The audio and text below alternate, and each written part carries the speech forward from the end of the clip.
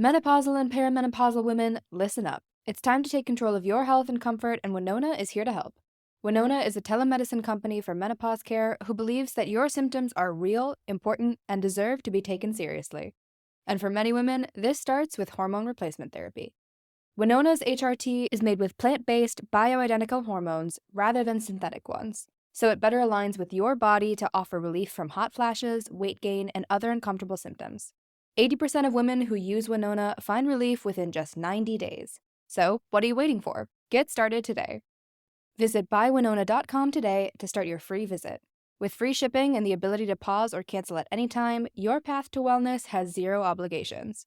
Use code SPRING24 at buywinona.com for 25% off your first treatment plan. That's BYWINONA.com for 25% off. Winona. Menopause care made easy. Summer is the season of hot temperatures, outdoor adventures, and refreshing water activities.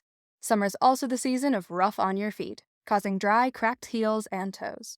Introducing Babyfoot, the original exfoliation foot peel that contains 16 natural extracts formulated to remove dead skin cells in 3 easy steps. Apply the booties, relax for an hour, then wash your feet. In 14 days, you've got baby smooth skin and your feet have never been softer. Letting dead skin cells build up over time is hazardous to your foot health. Our professional-grade DIY products, like our original exfoliation foot peel, our men's foot peel, or our moisturizing mask, are some of the best foot care products on the market, created with your foot health in mind. Pamper yourself with a spa day from the comfort and convenience of your own home with Babyfoot.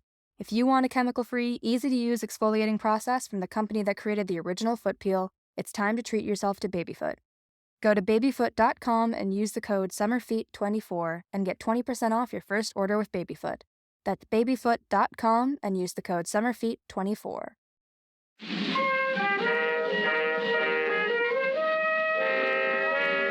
Hello, and welcome to Too Stupid to Live, a podcast that reviews romance novels $5 and under.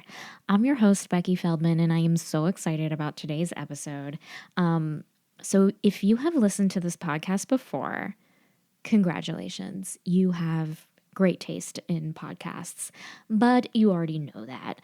And another thing you may know is that every so often I'll have a guest on the show and we'll be reading a certain book and they'll be like, oh, you should review the next book in the series. And I'm always like, yeah, totally. But, I don't usually get around to it because, who really can commit to promises? But who can this time? Me. So for the first time in TSTL history, we are reviewing A Clean Break, which is the sequel to one of my favorite books, A Forbidden Rumspringa, which I reviewed with Daniel Lee back in February. A Clean Break is written by Keira Andrews and is currently $4.99. So here's a quick synopsis. Following the events of A Forbidden Rumspringa, David and Isaac escaped the Amish community of Zebulon to San Francisco, where they no longer need to hide their love. But adapting to the English world is far harder than they expected. If they thought the confines of the simple life put their love to the test, being free can be even more challenging. They've already traveled so far, but this time it might be from each other. So I am so excited about my guest today, John Flynn. He is a writer-performer and the co-host, along with Mark Rennie, on one of my favorite new podcasts, Two Old Queens, where they search for the gayest movie ever made. And if you're thinking like, oh my God, what about Daniel? He was such a great guest. Did you have a falling out? Becky, what did you do wrong? Apologize to Daniel now. Guys, don't worry, because there is something very exciting in store. So please enjoy this review of A Clean Break. Well, John, welcome to Too Stupid to Live. Oh my goodness, Becky, thank you for having me. I am so excited you're here. I'm excited to be here. I love this book. I loved the first book. Okay, so before we begin. Yes. Have you, before these two books, before Forbidden Rumspringa and then this one, have you ever read a romance novel? The only romance novel I had read was 50 Shades of Grey, which I don't know if that counts or not. But absolutely, it counts. Yeah. I read it partially because I was like, what is this zeitgeisty thing? And you should just sort of know it. And someone had said, oh, you should do a parody or some sort of take on it. And I read it and I was like, but also at the time I was like, 5 other people were doing one already. So I was like, there's nothing left for me to uncover. So this was really my first time, these 2 books, looking at these. And I was very curious, like, how would you say, as someone who's read a lot of romance novels, or would you call these are romance novels, not like erotic literature, or are they sort of synonymous, or what? I consider these romance novels, Okay, but fair. with erotic parts. Sure, sure. Yeah. I was curious, like, how typical are these books of the genre? What you mean, like gay romance or just like Amish romance? I guess I'll say this. What surprised me upon reading these was sort of like how much world building there was. Yeah. Like I assumed, and I don't know why, maybe this was my own male privilegeness, I don't know, that in a like a romance novel or an erotic fiction novel, that more or less every chapter would have something that was sort of erotic or beat-offable or something like that. Whereas the first one, Forbidden Rumspringa, I thought there's a lot of world building, which I didn't mind it because I was like, oh, this is a world I don't know that much about, like the Amish community. But then once I got to the fucking, they really got to the fucking. Yeah. Like that especially was just like, and now we're doing anal every chapter using saddle grease as lube, which was like exciting and worrying. I still think about it like in the middle of the night of just like what if an infection started? Yeah, like what? I mean, I still don't know what saddle grease is, so it seems so sketchy. Like if like if I was in a situation where it was like hot, horny as fuck with someone, also hot, horny as fuck, so like we want to do this, all we have is saddle grease, I'd be like, I think we're gonna have to wait on that, right? Just because I don't know what saddle grease is. I know. I mean, if it were in a canister, let's say, and they like. But like the fact that I thought it was just like shoot, like just it was like a bucket of just like it's exposed to air. I'm like, I don't know. For some reason, I imagined shoe polish, and I was like, you can't use that. No, that was very stressful. Yeah, very very stressful. So anyway, so that happened, and then there was like, for the first one especially, there was like a lot of like sadness, and this is forbidden, and da da da.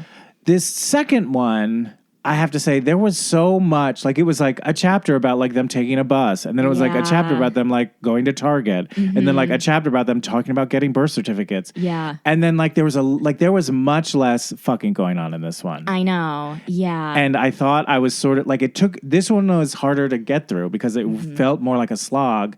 And there was so much too that I was like, who's the audience for this? Also with this book, it had that sort of problem where like, so I guess if you haven't read this book, like, so it's a series of like. You could say that they sure. Yeah, yeah. Well, yeah, but so like the first, it's these two gay people, the two guys who fall in love, and they are from this Amish community. So that's the first book, and then the first book ends with them like leaving their Amish, their very closeted Amish community, and they go to stay with one of their brothers who had left the community years ago.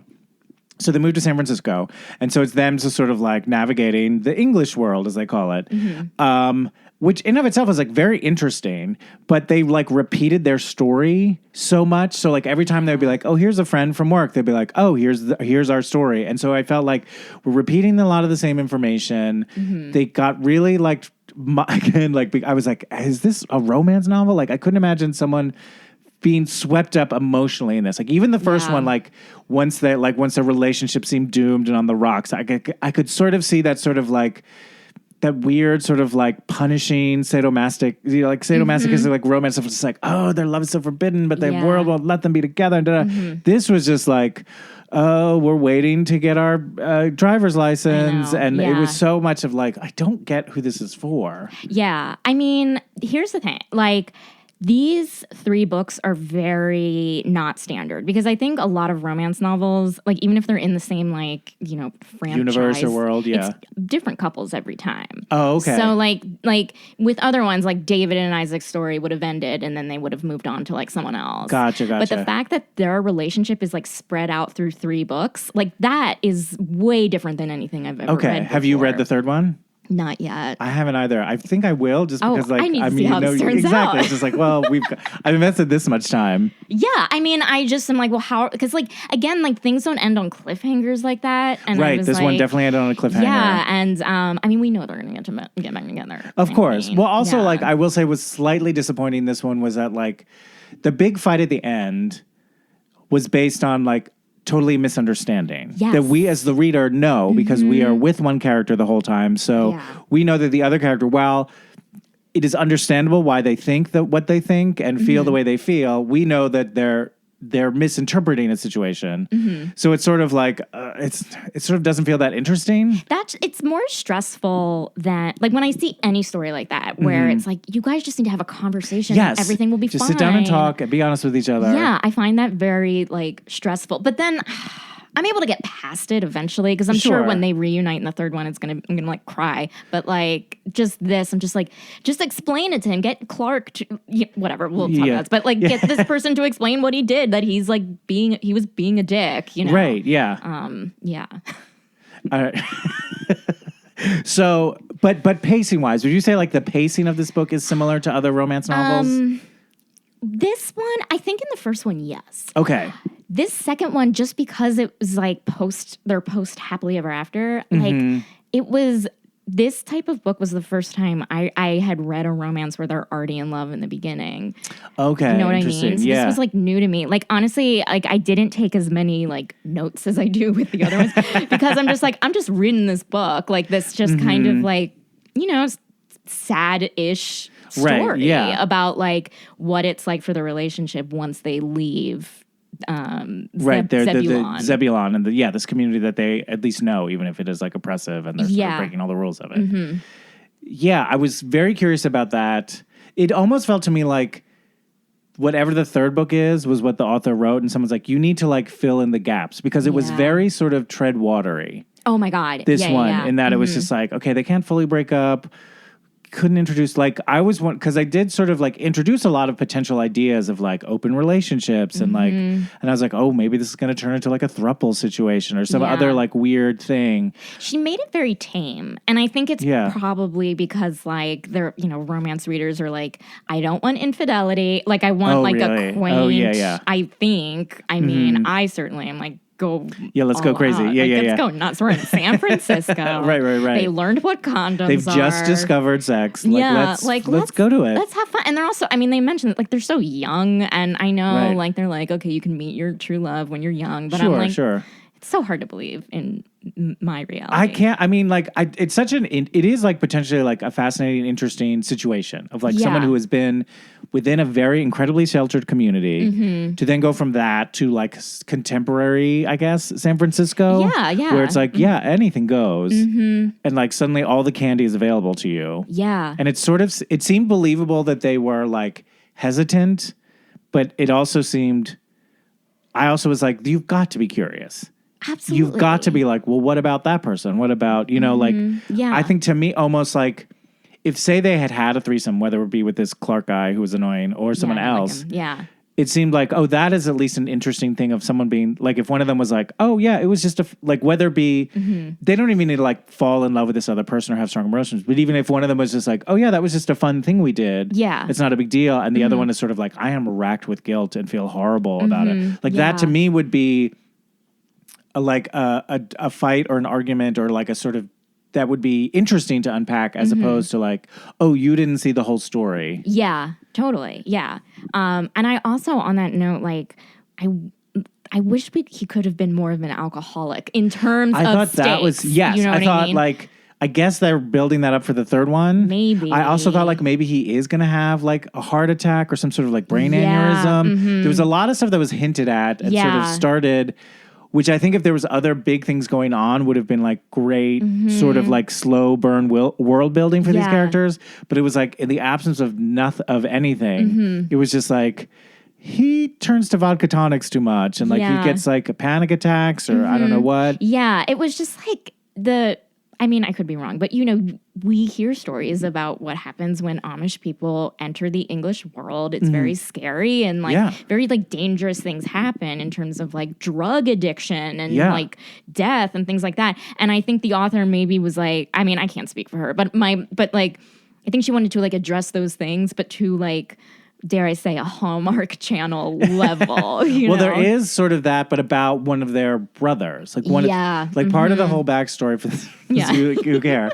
Of these two guys, one of them, his younger brother on his Rumspringa had like, I guess they're never fully clear what the drug is. I think it's sort of crystal meth. I thought it was meth, Yeah. And so like he does it with two other girls. One of them, one or both of them is the daughter of like the town, high priest. I don't know what the word is. Yeah, the main religious guy. Yeah. And so because of that, and so they all died. Yeah. And because of that, this sect of the Amish moved to this place called Zebulon, and then they're like, no Rumspringas, and like even more strict. So because of that. So, but that all happens like, I don't want to say off screen, but like we hear that it has happened. We don't experience it happening. We don't know all the facts about it.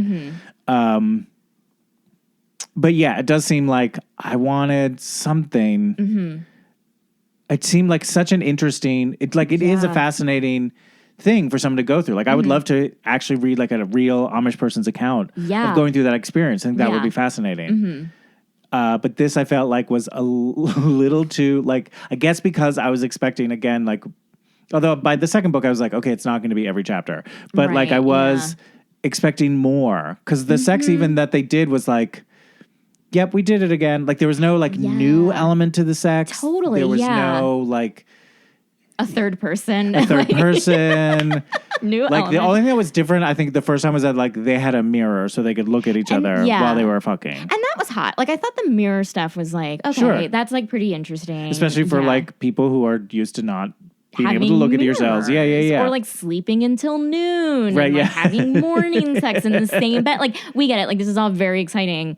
Towards the end, I think also because like they were growing apart, like a large part of this is that like they do grow apart. Like Isaac is going to school. The younger one, he's like going to school. He's able to like adapt more. David is having a hard time adapting. He feels bad leaving his family behind, especially because his mom had an accident right before he left. Right. And so the main like emotional arc of the story is the two of them growing apart. Right. Are they going to stay together?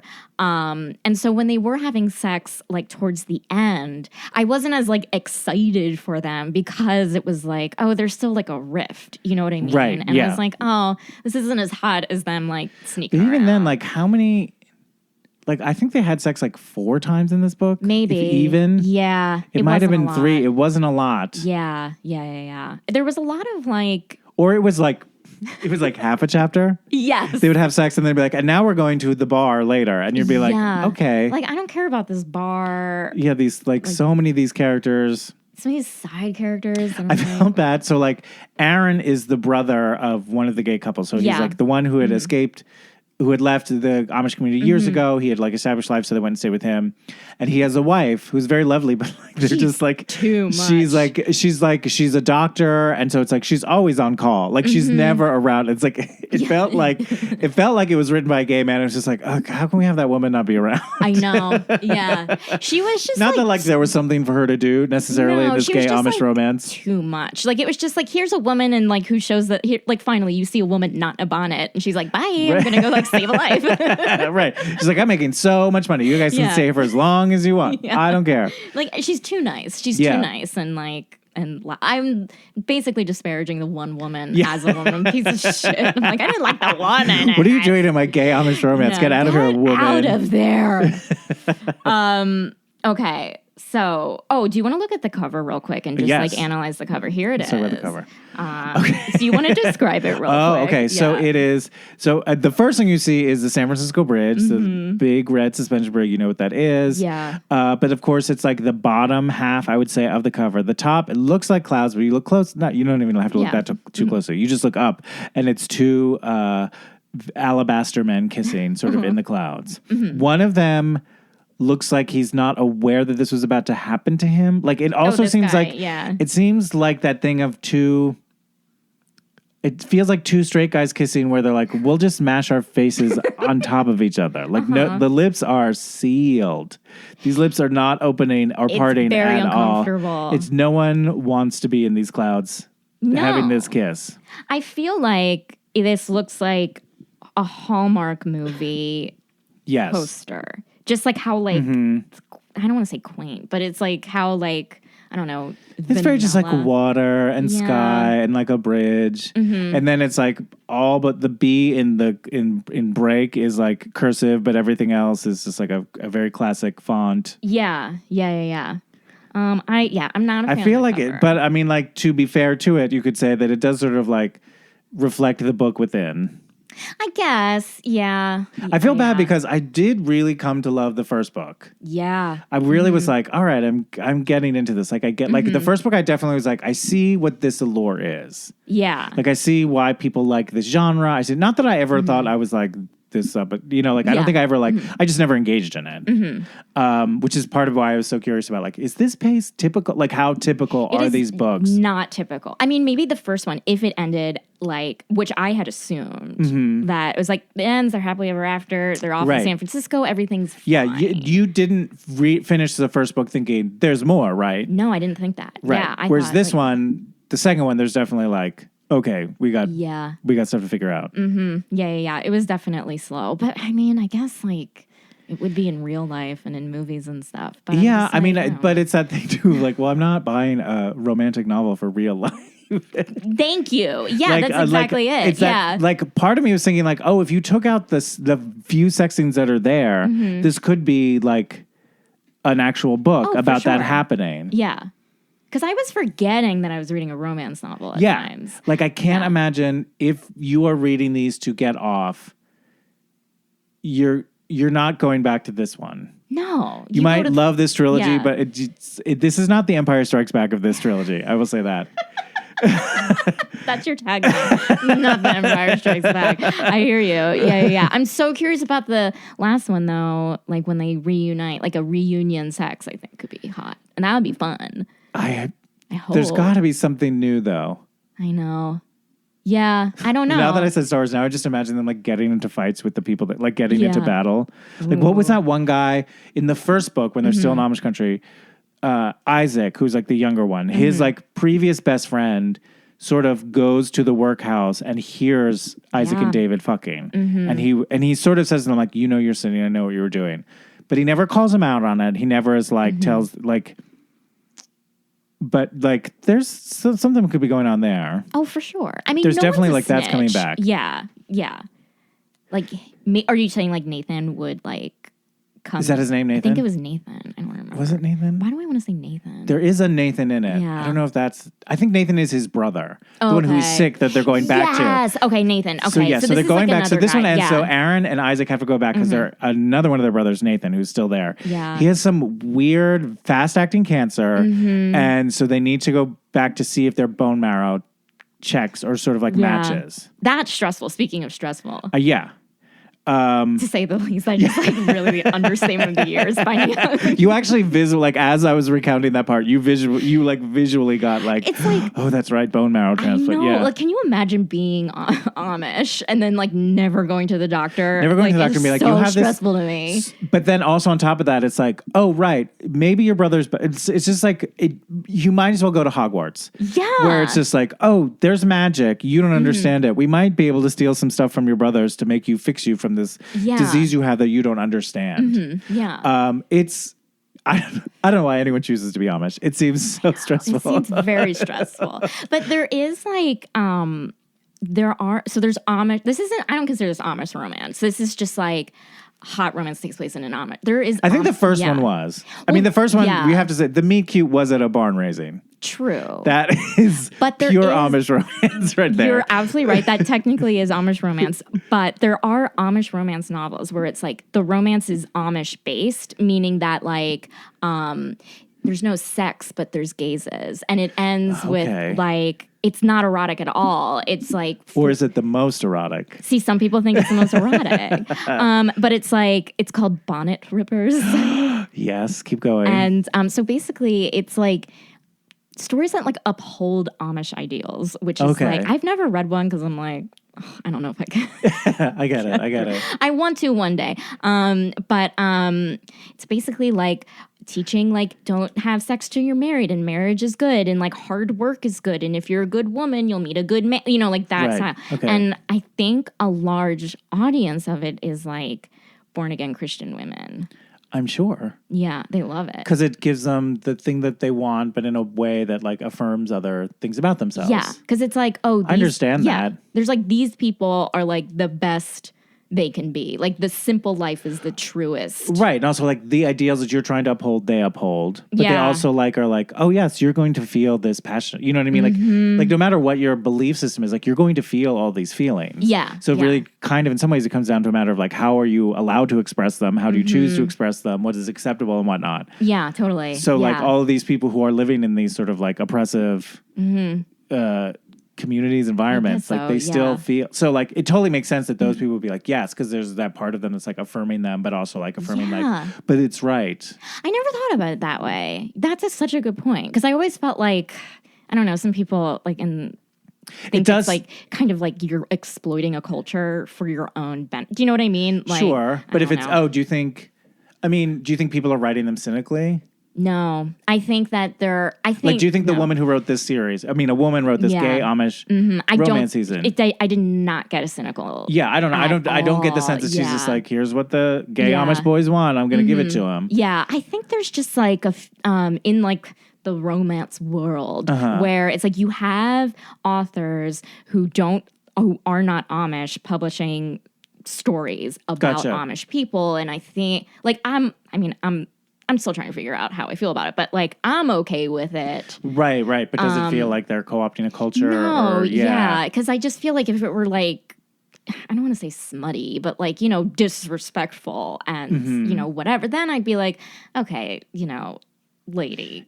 Because the Amish are idiots. Yeah. Like, and how dare they? Yeah, just like idiot bonnet woman. Stupid. They can't hear I'm such a dumb Amish woman. All I can do is look at men. It's like, great, I will read the show. Yeah, but this in particular, I just like, it's different because there's sex, it's a gay relationship, which I don't think is in regular, like, it's not in regular. I can't imagine. Yeah. Although, which seems it seems like if it would have to exist as like they are punished for doing something wrong. You know what I mean? Because it is against the tenets of this. Yeah. Of this belief system. Depressing. But some people but are into it can be hot in the right hands. It can be hot. Like, there's people, like, there's I think it's on Netflix. There's, like, this BuzzFeed series, which is, like, these 15-minute long, like, documentaries. And there is one documentary about Amish romance. Okay. And it is, like, everyone likes it except for, like, everyone likes it and has read it. Except for Amish people. Like, maybe they're like, I guess that is tough about that because there's a way in which you're like, well, Amish people can't have their... can they have their own... Are they allowed to write or publish? I think that they are. I think, like, they get... Like, there are people who they interview... Like, there's some Amish people who, like, communities who are, like, very open to the outside world. They'll do interviews. They'll, They'll interact. They'll interact. And so that's the people that they got to, like, be interviewed. And so they were, like, kind of brushed it off. They're like, yeah, I read it. It's silly. It's, like, really nothing, like, It's not really what it's like. Much in the way that, like, someone might be like, 50 Shades of Grey is not really what a BDSM relationship is like. That book is terrible. It's so bad. Right. Unlike this, because I thought the writing was better, but that's just Sure. me. Okay, I have a question for you. Let's hear it. Let's say that David and Isaac they've escaped to Los Angeles. Okay. All right. What would be the first thing that you would show them to help them get okay, let's see. All right. So I have a gay Amish couple living in my guest room. Yeah. Well, down the across on the other end of my block there was a horse paddock, so I'd be like, let's go look at horses. You probably want to see some horses. That's so cool. It's very sweet. Every afternoon that someone takes some horses for a walk up and down our street. That's fun. It's very nice. So that would be like, here, horses. Yeah. You guys know horses. Where would I take? I don't want to take them to the Abbey or there's that or any of the the Vanderpump Rules restaurants. You don't want to do that because they're not going to get excited and if also, they see they want Jax. Good food. Right. Do they? Well, they have very bland taste buds. Oh, yeah. But I think Pump is really bad. I'm sure it is. I went to side note. I went to a baby shower there and we got brunch and someone was like, I'll have the eggs Benedict. And the waiter just looks at her and was like, no. That's amazing. Yeah. So I would not take them there. I did go to Pump Wait, that's the gay one? No, I went to Tom Tom. Yeah. Mm-hmm. The drinks there were great. Oh, okay. I will say Yeah. that. Let's take them there. Yeah. Well, that's still not going to do it. No. That's not good for them. I guess what is it that you want to show them? Like, do you want to show them like a food thing? Do you want to show them like, see, this is like this is what the world is. I feel like you would want to take them to a place that was not too cruisy, not too like sceney. Yeah. You know what I mean? A place that's just like, see, we can all just relax and hang out. Yeah. Yeah, so I don't know what that bar would be. I feel like when I moved to LA, I was in a very committed relationship. So like I don't have the relationship with the bars that I had in New York, as it were. Right. Yeah.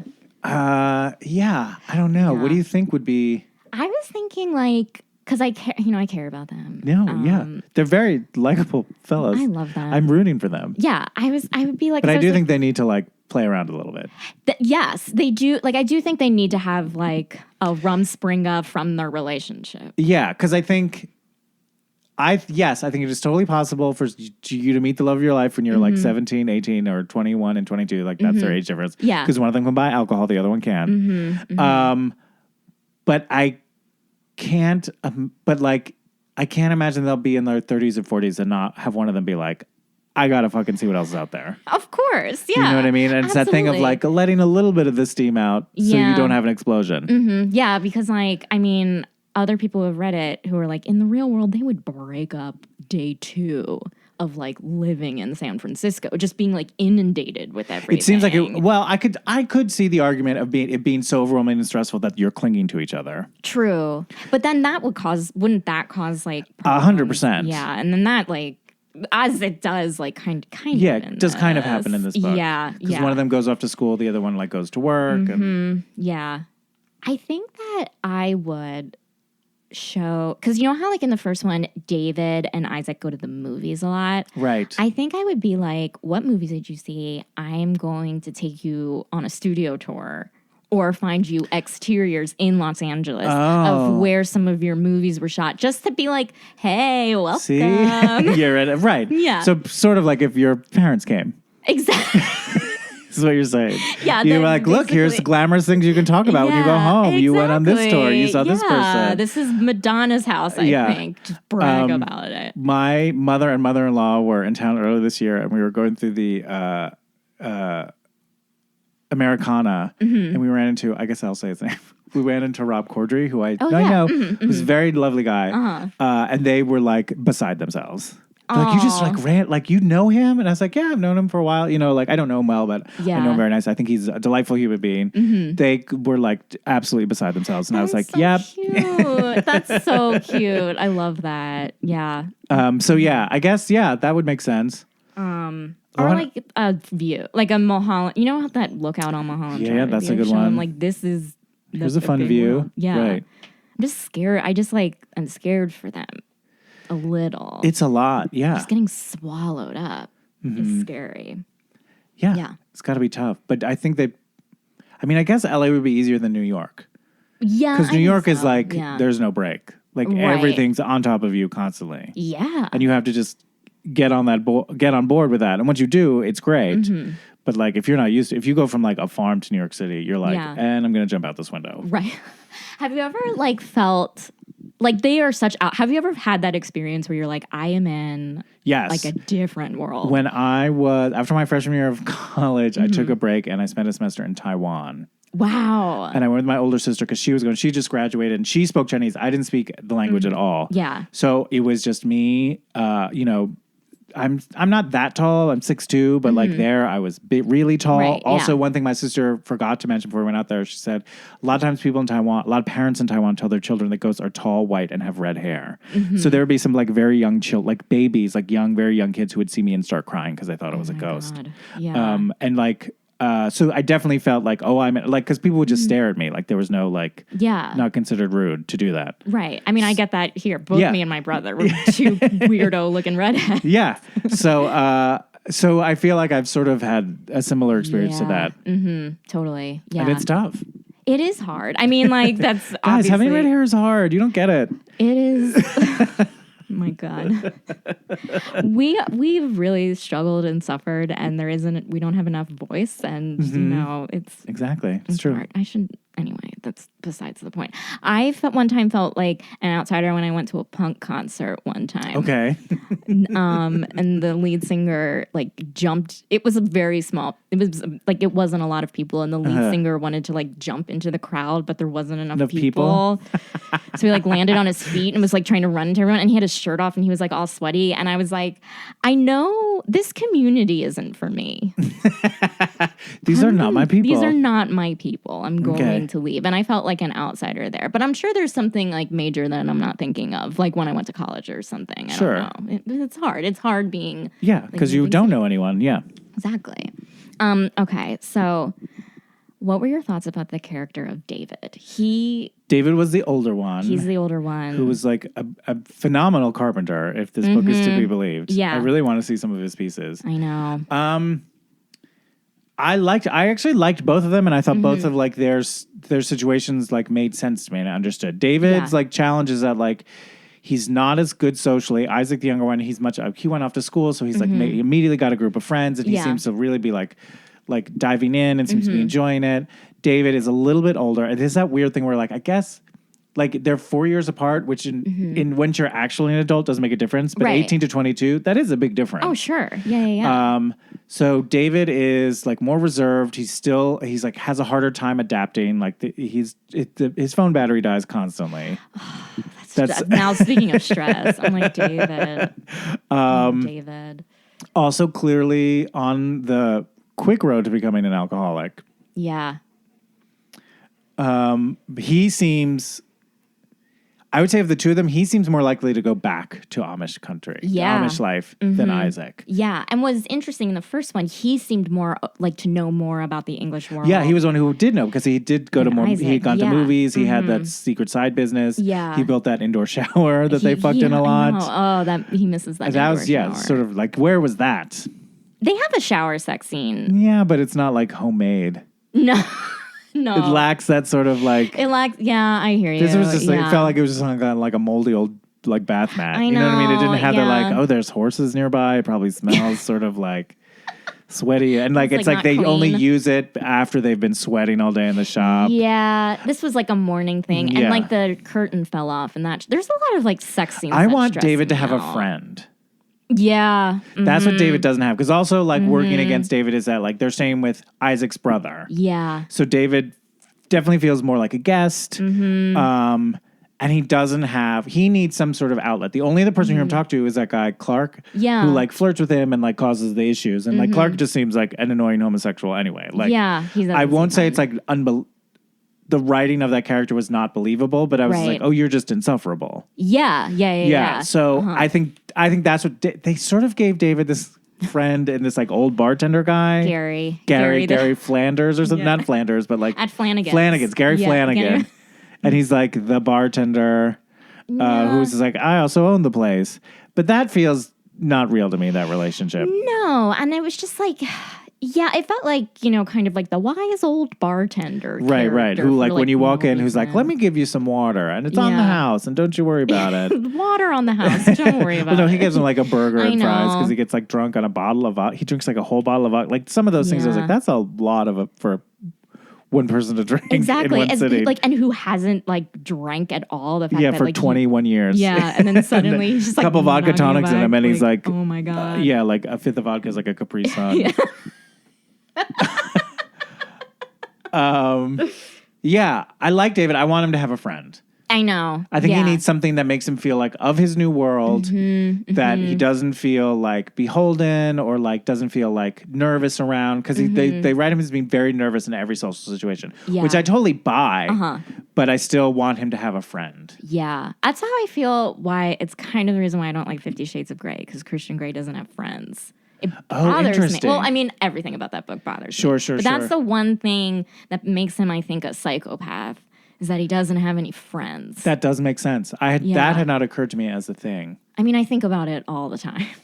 I guess at this podcast you have to. Well, yeah, but we haven't reviewed 50 Shades. I just like need Oh, something is that to something do you're like waiting for to like the 200th episode or something? Yeah, maybe. Because it's still $7 and I'm sorry. I am sorry. Girls gotta have her standards. This is my theme. It's the conceit of this podcast. Have you read all 3 of those books? I just read the first one and saw the movies because I didn't Gotcha. really like it. I agree. I read the first one and then I saw there more. I was like, I don't need more of this. Yeah. And I saw the second movie and I was like, I don't care. So I haven't seen the third one. Yeah. And also the 2 of them have 0 chemistry in that movie. I know. And it's like they both don't want to be there. So it's like, okay, I'm here for that. And they both do seem like they lost a bet. And that's why they're making this movie. So there's like something enjoyable because I like thinking of like, what do you think they were talking about when the cameras weren't rolling? And that's why I enjoy it. But yeah, the movies are terrible. Yeah. Yeah. Do you want to read a section of Oh my God, aloud? I'd love to. Okay, here, let me. Wait, what do you think of David? We haven't finished. What do I think of David? Oh my God, I loved him. He was. Do you think you're more of a David or an Isaac? I'm a David. You're a David, okay. Are you a David or an Isaac? I think. Wait, I take that back. I think I want to be a David, but I think I might be an Isaac. So, well, let's talk about Isaac. Okay. So I think Isaac, because like I don't think Isaac is like saying you're an Isaac is a bad thing. I think so. Isaac is a younger one. I think he feels more comfortable in the new world that they have because it's his brother's house. He's excited to see his brother, so it's not just I've run away from my family. He sort of regained part of a lost part of his family back, which David doesn't have that element going on. Because he's younger, I guess he's going to school, so like he's like got a new group of friends there, which all seem nice. Yeah, he's doing well. And so he seems to be, and like he doesn't seem sick of David. Like he's always like, come out, my friends want to meet you. Let's go do a thing. Let's go see a movie and stuff like that. So it's not like he's like, this is boring. I want to be with my friends. Like there's none of that going on. Yeah. I mean, I think it's one of those things like, oh yeah, it's sort of like that thing that probably happens. I don't know if this happens to you, but I think it happens to a lot of people in LA when it's like, I'm supposed to go to this party. I don't want to go to this party. And you try to figure out ways to justify, maybe talk yourself out of going to the party. But then you go and you be like, go, you're going to hang out with people you're going to see people you like or people who are interested ostensibly in what you're interested in, you know? And then you go and you're like, that was fun. I'm glad I went. Yeah. That's sort of like you becoming more of an Isaac, I guess. True. You just now I did that over the weekend and didn't go to the party, and I just for a quick second was like, "Fuck you, Becky." Go to the party. But no, I hear what you're saying. I get it. But yeah, it's hard. You win and lose that argument. It might have been the right move. I think it might have been too. Thank you. That makes me feel better. Yeah. But yes, I think like because I think I've been both an Isaac and a David. David maybe because there's a lot of things he goes through where he like feels guilty all the time. Yes. I relate to that. He like also is like there's also like this like kind of body image journey for both of them. Like particularly with like the mirror and looking at themselves and like liking their bodies, you know. I think that's like also like kind of relatable. And then like also like although I do also feel like they're both like according to and I get it's a romance novel, it's like they're both like muscled from all the like carpentry they're doing. So it's not like, oh, I have a weird thing or like I'm a little overweight. No, they're both. They're just like, I guess I'm hot. Like that's. I love it, and I'm like that. I'm here for because I'm just like I love like you know. I mean, what's hotter than someone who is hot and doesn't know it? I mean, you don't know Very you're beautiful. little. That's the reason that song is so good. Because she doesn't know she's beautiful. She doesn't know what makes her beautiful. Yeah, that exactly. It makes me laugh when there's like clearly. David and Isaac have like the perfect physique that you can only get at the gym, but they happen to have it through like from farm work, right? Which I'm like, I'm yeah. here for that. Right. They seem like they should be on an ad for a gym. Yeah. Like join this gym because you'll look like these gay Amish guys. Yeah. They should just like be models. That's what it seems like. Yeah. Okay. Are you David or an Isaac? I think I am naturally more of a David, but I try to make myself an Isaac. It's also that thing, too, where I find, like, if I'm allowed to stay alone, I'll be a David. But once I'm around people, I don't think I'm a David. Yeah. Like, I think once I'm in this situation with other people, I'm like, you're here, talk to people, engage with them. Like, even if you don't know them or things are weird, like, just start talking. Eventually, you'll hit something. Right, yeah. Which feels more Isaac to me. That's very Isaac. I feel like if I were... Because, like, what's interesting with Isaac is that I don't know if he would be Isaac in the book if he wasn't with his brother. Like, he has his brother and he has... Exactly. You know what I mean? And so it's like, okay, well, if I had a friend visiting... and I knew everyone else, or like someone was like new to a situation, Right. then I'd think I'd be a little Or sort of like the Isaac-y. difference of like if you and like say like your boyfriend were going on a vacation with your family, Yeah. it's one thing. If you're going on a vacation with your boyfriend with his family, That's there's another a different thing. like with Yeah. your family you relax a little bit more. You sort of understand like no, you're not going to worry about stuff. Whereas like the other family, you're like, well, I have to make sure that I maintain a certain level of behavior, I guess. Yeah, maybe. So yeah. I mean that is a very you can't not account for that Yeah. dynamic Yeah. and what's going on with them. I mean, in the first book, you're more with Isaac, and in this book, you're more with David, I think. Yes, and that's so true. there's a part of me that like wishes, like, I just wanted to see like what's a day of school like for like I just wanted to see his day. Yeah, we really didn't get that. You know, like what classes are you taking and like how hard is it? And Yeah. like how do you get like just like I just wanted a mundane chapter. Like no art. We had plenty of mundane chapters in this. We did not need another one of those. I just wanted maybe But you're right. One from Isaac's point of view. Yeah. Because all we heard was him telling us about it. So we weren't sure Yeah. to be like, oh, is this real or not? Yeah, like how Like, does he have a crush on one of these guys? Because they had two. It was so his friend group was like two straight guys and a girl. Mm-hmm. And the guys are definitely straight because there's a scene where they go to the gay bar and they're both like, yo, man, that's totally cool. I just don't swing that way. Like, there's a Yeah. lot of that going on in this. There's a lot of like ally. Yeah, like very like performatively allies Yeah, in this. And like everyone's just like, hey, I understand it's weird. Like there was the whole scene of like Aaron telling them about safe sex. Oh my God. But like even everything with, what's her name? Jen, the girlfriend? I don't even know her name. Where she's like, hey guys, your family, everything's like, there's nothing about her that's like, she could be a little bit annoyed of like, so what do you guys think? You know what I mean? Yeah. Like there could have had a little, all of those choices are always like, everyone's great. Yeah. As opposed to like, yeah, she's kind of a little loud, or you know what I mean, or like Right, maybe yeah. she's sort of resents that they're there for so long, you know, like that Yeah. could have been an interesting dynamic to play with. Yeah, because like David was feeling guilty for staying there, understandably, and then like also, I mean, look, sometimes people overstay their welcome. Absolutely, and Amish or understand it. Yeah, otherwise. anyone can do that, Yeah. no matter who you are, especially someone who like works in a high pressure situation of like a hospital emergency room. Yeah. To be like, I don't know when these people are leaving. Yeah. Like, I can't imagine there weren't some days where she's like, I just want to go back to my apartment and have no one be there, and I don't have to explain what electricity or the internet is. And just fucking chill the fuck out. Yeah. Like, she must have felt that way. Of course. And even like Aaron. Like, I mean, I know Yeah. like he had done this before, you know. And Right, and he he's totally even understands younger. what they're going through and all that stuff. But yeah. But yeah, like Even for him to be like, you guys should go on a trip together without a like. yeah. Like, what if you guys went somewhere for a week? What if for like a week you weren't here? What if that happened? What do you think? You think you're ready? I think you're ready. You guys Yeah. need to find this. You need to figure this out. And then like a week later they get a call like your brother has been kidnapped. They're both addicted to crystal meth. Thanks. Good job there. Aaron's That like, took "God 24 damn it." hours. Yeah. Okay. That's on Aaron. Yeah. Okay. We got to read. All right, here we go. We gotta read something. We got to read something. Okay. Side note, Amish people don't wear underwear. Yeah. And so the first thing Aaron does is take them to Starbucks, obviously, take them to Target to buy underwear. They also like ride a trolley. They ride a trolley. They go and buy a baguette in the chapter before that. That's right. Yeah. Yeah. And the trolley thing was nice because in the previous one, they were like, I always wanted to ride a train. I know a train Yeah. isn't a trolley. Right. And but they it say was- that. They even acknowledge that. But it's like, it's it's train adjacent. based. It's It's the train adjacent. based. Yeah. 100%. I'll take that. Yeah. Okay. Okay, so here we go. Isaac, he whispered, have you tried any on? Oh, they're in the changing room right Yeah, now, like sort of like in different cells. Yeah. Boxers, they feel strange. What about you? Briefs, definitely strange. Show me. I'm not going out there. Someone might see, David hissed. I'm sorry, I should read that. I'm not going out there. Someone might see. Take it again. Just open your door and I'll open mine. On 3. 1, 2. His pulse racing foolishly. David listened to the creak of Isaac's door and edged his open. Sure enough, he could see right into Isaac's dressing room. Isaac stood in nothing but the little shorts, which were decorated in squares of greens and blues.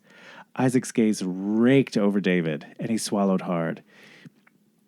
You look silly, David peered over his shoulder into the mirror. He could see the faint shadow of the crease of his backside through the cotton. They're so tight. I know this is the way they're supposed to be, but you need to buy those. Yeah, that was hot. I thought I liked that scene. I That liked was the fun, yeah. gazing. The gazing was nice. But it did feel past gazing. I know, it was past gazing. But this was like a new gaze, though. Sure. It was The underwear framing. Yeah, and it's like, there's also like something kind of erotic about the fact that it's like in public and they were like sneaking. Right, yeah, that's true, like, yeah. Oh, that's kind of cute. And it's like, oh, I don't know. I liked that part. That was a good one. Hey guys, just taking a quick clean break for said surprise I mentioned earlier. Guys, obviously I couldn't have done this episode about this book without including an excerpt read aloud by Daniel Lee, aka the voice that launched 1,000 lady boners. Okay, so to set this scene up, this scene actually takes place sort of in the beginning of the book when David and Isaac wake up in the same bed for the first time in San Francisco. Enjoy. Isaac smiled and relaxed back against the pillows again. I can't believe we really left. I wonder... He shook his head. No, I don't want to think about them. Not right now. He ran his hands over David's thighs. I don't want to think about anything. I think I can help. Smiling slyly, he shifted back and spread Isaac's legs wide, pushing his knees apart so he could bend and nuzzle at Isaac's cock and balls. With a soft moan, Isaac lifted his hips. Yes, please, he murmured. It's been too long. David loved the feel of Isaac's shaft growing in his mouth, filling him as he sucked up and down with one hand wrapped around the base. He inhaled through his nose, his spit dripping down messily. When he pulled off and licked toward Isaac's hole, fingers grasped at his damp hair. David, I missed you so much. Your mouth... Isaac whimpered. Still teasing Isaac's balls, David lifted his hand blindly to Isaac's lips. Isaac opened for him, getting David's fingers slick with spit, his tongue swirling over and between. When David inched a wet finger inside Isaac's ass, he started sucking his cock again, looking up through his eyelashes. What a sight it was. He loved how Isaac met his gaze, his amber eyes dark and wild, his lips parted and skin flushed all the way down his chest. David had thought he'd never have this again, and he savored the sensations, the clench of Isaac's ass around his finger, and the little whines from Isaac's throat. Isaac stroked David's hair, his fingers gentle and his eyelids fluttering. David swallowed Isaac's shaft, imagining he could feel the pounding of Isaac's heart on his tongue. Oh, David, you make me feel so good. David's nostrils flared and he breathed in the heavy musk. It made him so hard just to taste and smell Isaac. His lips stretched over Isaac's thick cock. A sense of power flowed through him. Isaac was splayed out, so trusting and vulnerable. And David wanted to keep him safe always. They may be sinners, but Isaac was still a gift from God. He crooked his finger and felt around for just the right swollen spot inside Isaac. I'm not, Isaac gasped. I'm going to... Humming, David sucked harder, swallowing each salty spurt that filled his mouth, wanting every drop of Isaac he could have. He milked him gently, and Isaac panted, mumbling David's name. When David pulled off with a wet pop and sat on his heels, Isaac smiled in a daze. Can we wake up this way every day? Okay, what was your favorite sex scene? Out of the few. Out of the four out of that the were there. Four. I feel like we need to go through them. There was, I think that maybe the workroom. Yes, that the one workroom was might good. have been a good one. Because it was like mimicking how they first got together a little right, bit. and it felt like they were in love again. Yeah. Because they definitely, like, I don't want to, like, I want to give the author credit, like, in a way that, like, she captured real stuff. Yeah. And, like, the believability of them drifting apart, that felt believable. The specifics of, like, what they were going through felt very believable. It just felt to me like, who is reading this as a romance novel? Straight women. Really? You want to read about two dudes buying a baguette for the first time? I mean, not this. Yeah, that's true. I mean, there was something like, you know how like when people like have kids and they're like talking to you about their kids and they're like, my son really likes processes. And I'm like, I don't know what that is, but I think I know what that is. And I think that was like part why I like this book, because it was like a process of them. You have some crazy friends. hanging out with her friends and they're talking about their kids and their love process. I swear. Maybe I heard it wrong because I was like, that they like sounds processes. Right, but also crazy. Yeah, but that also sounds like one of those crazy things that like I get like everyone who has kids, like part of your brain is like it takes up so much real estate in your brain, so like so many other things become like fascinating and interesting to you that like it's sometimes like, what are you talking about? Or like how you just have to account for certain things or like notice certain things. Yeah. I mean, I feel that way to a much lesser degree about like my cats, where I'll like have this whole like inner world and life about them that I know that I'm like, I could talk about this for hours, but no one wants to hear a word of it. And I don't blame them. Because I think if I actually said it out loud, I would hate it too. Right, yeah. But like, you know, I'm sure someone will find it fascinating. I'm sure someone will. There's some cat cast. Oh, sure. I'm sure there's gotta be. Go on, talk about your cats. If not, we have to start one. Yeah, of course. I mean, I just talk about the inner lives of our cats. I wish I were a cat lady. It's not hard. But everything, true. That's the point. But like everything would make sense, like about me. If I had a cat, like then everyone would be like, oh, okay. Now I know how to cast you. Yeah, but now, like when I don't have a cat, I just confuse everyone. Okay. Who is this woman? What is this person? Okay, enough of the. Okay. What was I asking? We were talking about best sex scene. Best sex scene. So we had that bathroom one, which we both admitted was kind of meh. Yeah. We had the workroom scene, which we liked. Their first one was I liked too. That was when they were like, "Oh, we're fucking with a mirror." Like when a mirror came to play. Hot. That had some fun interestingness to it. I like that. I think there was one other scene where they were just like, "Oh, we blew each other," and then went off to do something else. There was one, I think it was maybe their first-ish sex scene in this book where they slept until noon, and then they were like, I want to wake up like this every morning or something. Yeah, wake up with the balls in my mouth. Right, yeah, sure. That's how it ended. Yeah. I think I liked that one. But that was the one with the mirror, though. I think it was the mirror I think it was the first, okay. Yeah. I do think that was probably the most, Yeah. That felt newer. Because even the workroom, as much as I liked it, and it was like recalling better sex scenes from before. Sure. That one felt like its own unique thing. Yeah, totally. It was sweet. I mean, it was hot, but it was like it made your heartstrings go. Right. Okay, so now it's time for the rating. Okay. You can say A through F. Feel free to add a saucy word. Oh, right. Should you want to? Let's see. I mean, I do feel oddly torn about this because, again, as I feel like I'm just repeating myself, but it's like the truth of it was, if not amazingly well captured, was at least captured, well done. Yes, you thought about stuff, and I'm sure these are a lot of the things that are going through someone's head who's going through the experience of these characters. But as something did she find ways to make it sexy and erotic? Not as often as I would have liked. Same here. It made me sad. Yeah. But a good sad.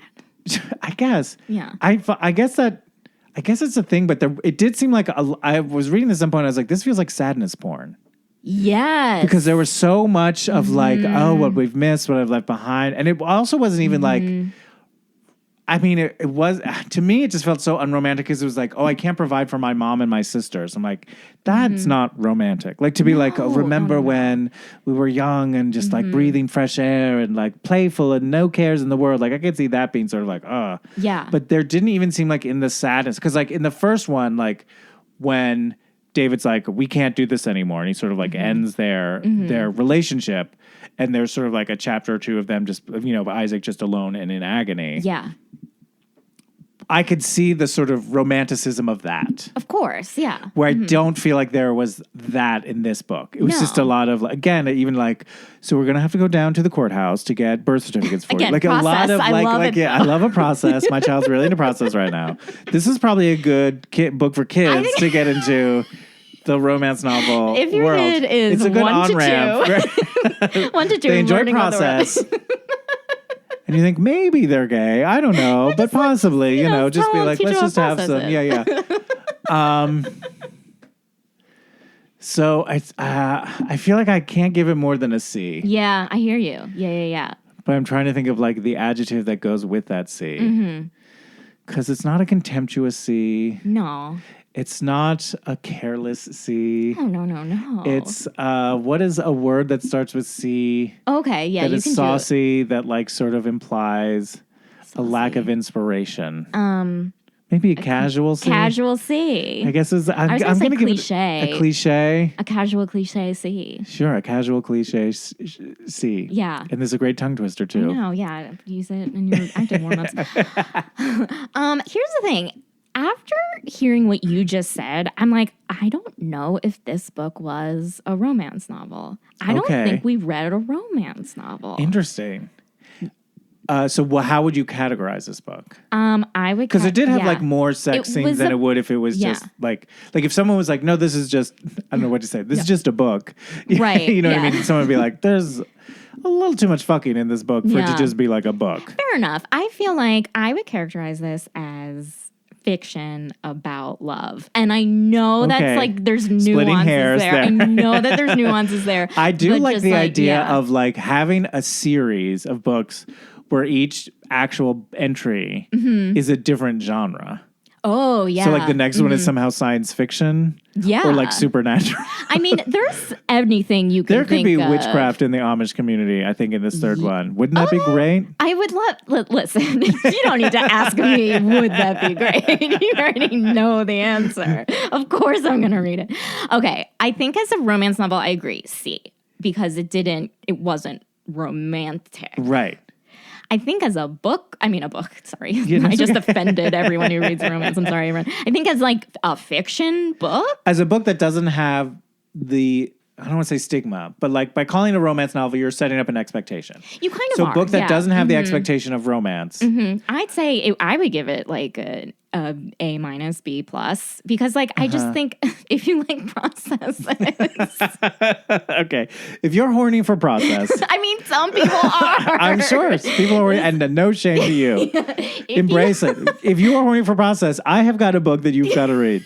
You might want to read another book before you read this book, which won't be as satisfying for you, oddly enough. Totally. But like, if the you second book, you're going to really, it's going to pay off. If you liked the Marie Kondo series of people getting organized, this book, it was like, oh, look at them getting their license. Look at them getting phones. And I'm like, I don't know They're swiping this button and it's confusing to them. Right, yeah. I don't know why I really like found it comforting somehow. Gotcha. But I'm not engaging. Not at all. It was bad storytelling. Yeah. It was sort of basic. And I get like in the first, I mean, maybe because the first one was Amish country. I don't know, maybe it's interesting. Maybe in the first book, we were more forgiving of it because it was a world that I didn't know. Yeah. Like it's sometimes that I would like, I find this like when I watch, and you may feel this, like if you watch like a TV show or movie about people in show business. Yeah. I'm always like, what? Why? That is not how tech works. Why are you doing that? No one who was working on a show would get mad at someone else working on the show for like, you know what I mean? Yeah, like, totally. Yeah.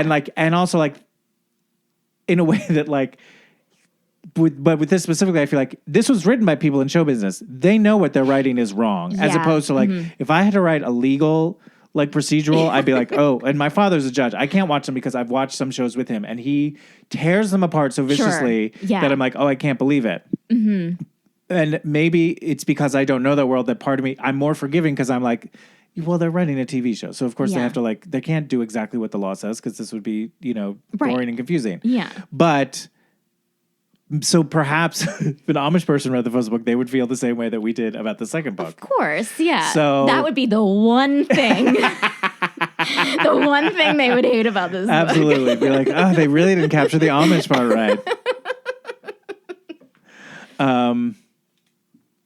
Wait, what was the question? I know, that was the question I was thinking about.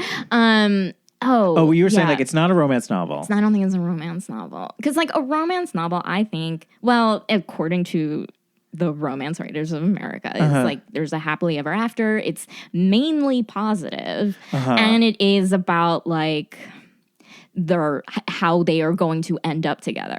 Whereas this, they're already together, even though they break apart at the end, sort of, kind of. Like, they're already together, but it is about, like... It's more about them drifting apart, which is harder to capture dramatically. Yeah. Because it is usually small things. It's like one little moment that adds up over time, as opposed to, like, you lied to me that one time. You know what I mean? Totally. So the challenge for the author is harder. I would imagine. I mean, I think this book was challenging for an author altogether. Like, how do you take a couple that starts off together and ends with them not apart but fighting? Yeah.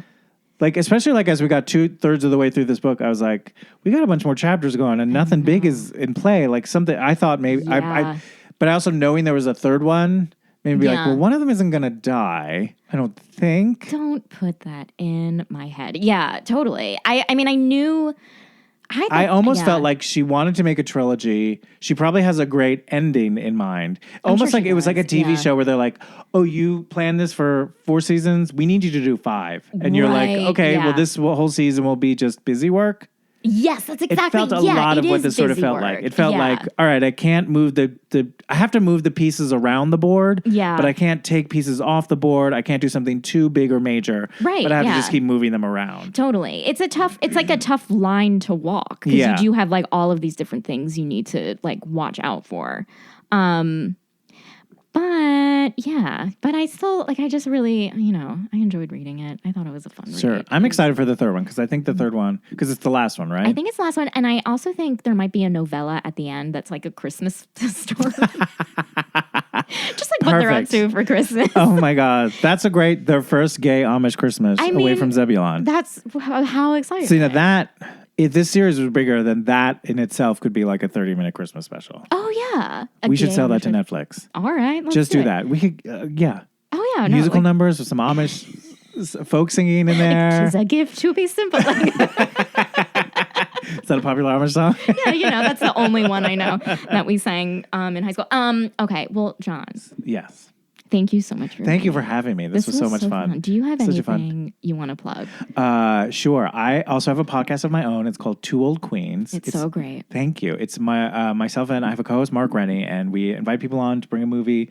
And we have a very long, Byzantine, confusing scoring system, which only gets longer every episode. We're looking to find the gayest movie ever. Mm-hmm. Also, if you are in the LA area between now and November 10th, I wrote a musical parody of the Stephen King novel It. Oh my God. It's playing at Rockwell. It opens, I don't know when you're hearing this, it opens 2 days before we were recording this. Okay. But it runs to November 10th if you're in LA. Come by and see that. We do both movies. It is 2 hours long. Don't worry, it's not a 5-hour musical parody. Mm-hmm. Even if you don't like the jokes, the singing is amazing. This cast is ridiculous. It's a really fun venue, and you hear people sing like that, like feet away from you, is a lot of fun. I saw Scream the musical there. I was in Scream the musical there. You were? I was. Everything was double cast, so maybe I wasn't in when you saw it. I played Dewey. Oh, you did? I didn't see you that night. Okay, I'm so sorry. But it's okay. So fun. It's fun, yeah. That was the very first one in the series. Oh, yeah. I loved it so much. It's great. Yeah. Okay. Well, John, thank you again for being here. Thank you again for having me, Becky. This was so much fun. Yay. And I just can't make my eyes behave. When you make decisions for your company, you always look for the no-brainers. And if you have a lot of mailing and shipping to do, Stamps.com is the ultimate no-brainer. It streamlines your process to make your business more efficient, which makes you less busy. Mail checks, invoices, legal documents, books, and everything you need to keep your business running with Stamps.com. Seamlessly connect with every major marketplace and shopping cart if you sell online.